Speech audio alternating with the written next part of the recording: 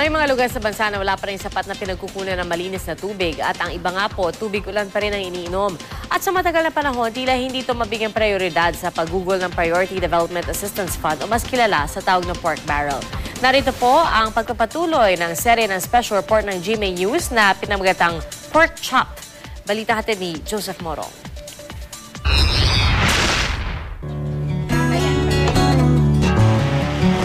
Sabi ng matatanda, mahirap daw pag nagtampo ang bigas.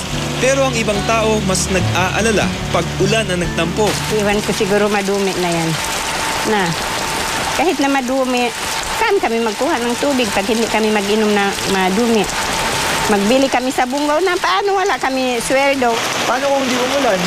Na magtiis na lang kami magkuha kami sa ano.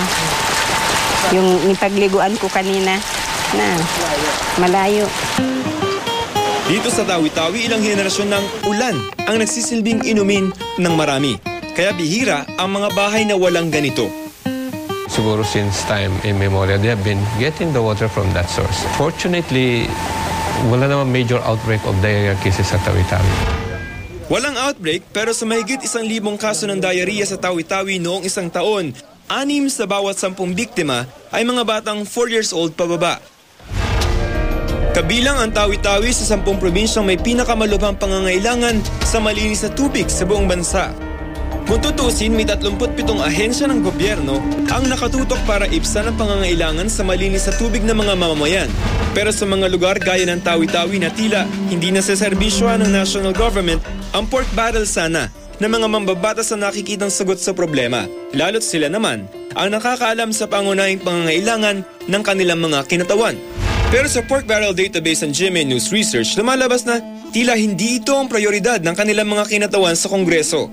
Ang ibinuhos kasi yung Pork Barrel Funds para sa mga proyektong patubig para sa bawat isa sa 10 waterless provinces sa bansa, ni hindi man lamang lumagpas sa 7%. Ang Lanao del Sur halimbawa na nangunguna sa listahan, wala pang 5% ng pork barrel ang napunta para sa mga proyektong patubig.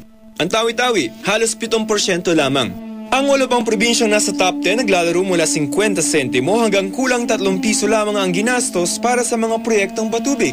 Sa kada 100 pisong pork barrel fund na hawak ng kanilang mga kinatawan sa Kongreso. Yung ibang public utility sectors, parang lagging behind yung sa water. Probably because yung implication na mas may dating ang ibang sektor. Halimbawa, you build a road or you build a school building na pwede mong lagyan ng pangalan kung sino nagpagawa.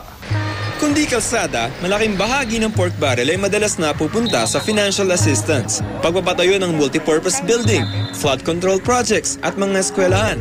Sa Tawi-Tawi, Lanao del Sur at Palawan, tulong pinansyal ang nangungunang pinaglagakan ng pork barrel.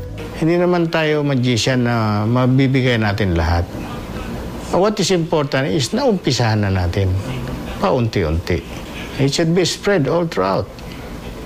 Paano mo tustusan yan? Road projects naman ang lumalabas sa priority projects sa iba pang probinsya sa listahan. The priority are roads. To me, because I'm exposed to roads, no? What really help a community is yung connectivity.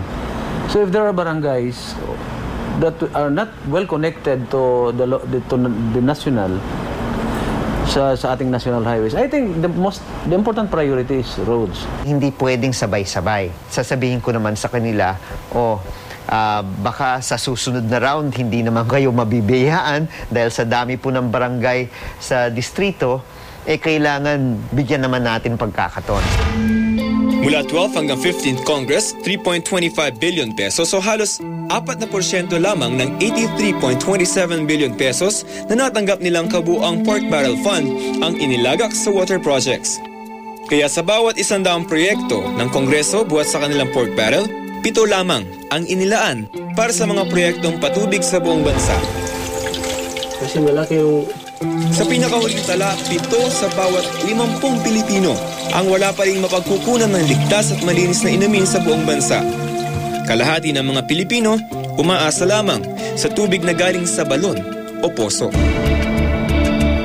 Joseph Morong, GMA News.